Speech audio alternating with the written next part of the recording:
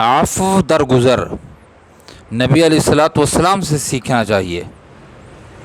آپ نے دشمنوں کو معاف کر دیا، اللہ کے لیے معاف کر دیا۔ غزوہ احد کے موقع پر اللہ کے نبی صلی اللہ علیہ وسلم کے دانت مبارک شہید ہوئے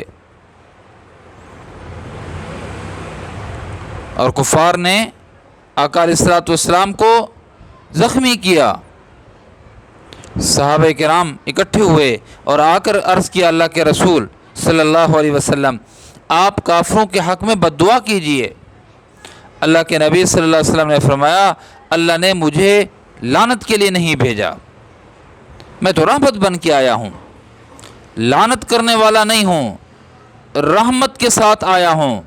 اور پھر آقا علیہ الصلوۃ والسلام نے دعا کی، اللہم اہد قومی فإنہم لا یعلمون، اللہ میری قوم کو ہدایت دے، یہ مجھے نہیں جانتے میں کون ہوں، میں ان کا ہمدرد ہوں، میں ان کا خیر خواہ ہوں۔ اللہ کے نبی صلی اللہ علیہ وسلم نے معاف کر دیا۔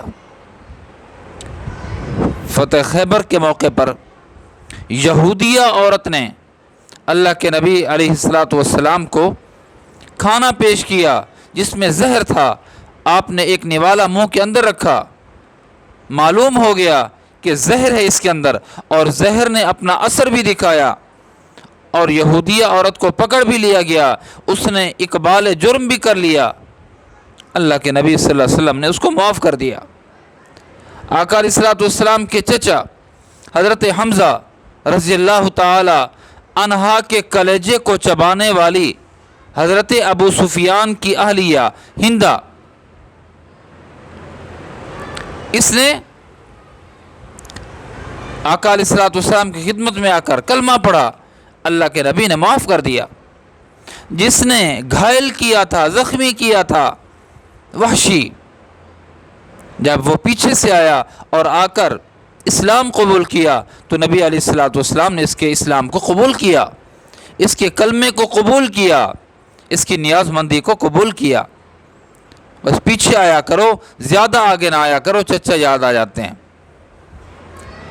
حضرت حمزہ رضی اللہ تعالی عنہ کا نبی علیہ الصلوۃ والسلام سے چچا تھے۔ ایک رشتہ تو یہ تھا، دوسرا یہ تھا کہ دونوں دوست تھے، اور تیسرا یہ ہے کہ رضائی بھائی بھی ہیں۔ یہ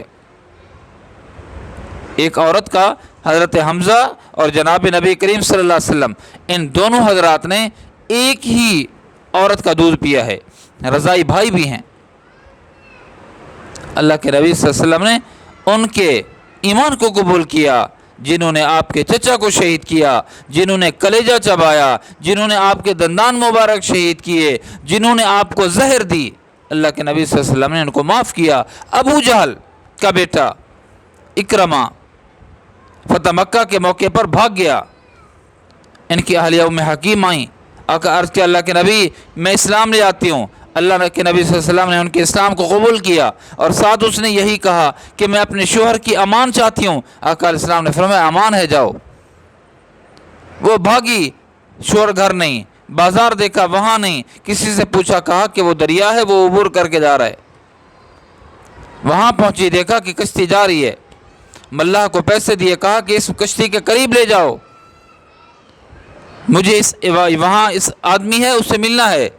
اس آدمی کو جب ملی، یہ وہ ان کا شوہر اکرمہ تھا، ان کو کہا کہ کہاں جا رہے ہو؟ کہا یہاں ہماری جان کو خطرہ ہے۔ کہا اللہ کے نبی نے عام شام دی ہے، اپنی امان دے دی ہے، آپ کی جان کی حفاظت ہوگی، اب آپ کو نقصان نہیں ہوگا۔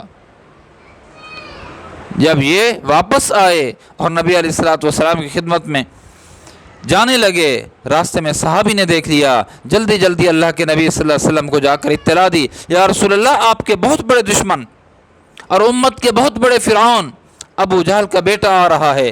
نبی کریم صلی اللہ علیہ وسلم تیزی سے اٹھے، آپ تیزی سے اٹھے، امامہ مبارک بھی نہیں باندھا، آپ دروازے پر تشریف لائے اور فرمایا اے مہاجر شاہ سوار، تیرا آنا مبارک ہو، تیرا آنا مبارک ہو۔ یہ ہے اللہ کے نبی صلی اللہ علیہ وسلم کہ جنہوں نے دشمن کے لیے آسانی والا معاملہ فرمایا، ان کی نیاز مندی کو قبول فرمایا، ان کے کلمے کو قبول فرمایا، ان کے ایمان کو قبول فرمایا۔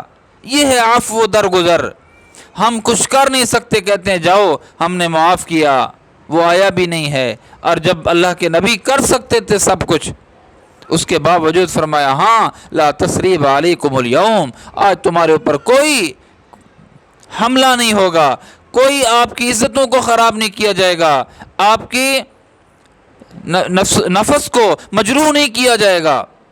اللہ کے نبی صلی اللہ علیہ وسلم نے یہ عام اعلان فرما دیا تھا۔ یہ ہے عفو درگزر کہ با اختیار ہونے کے باوجود بھی آپ معافی کا اعلان کرتے ہیں۔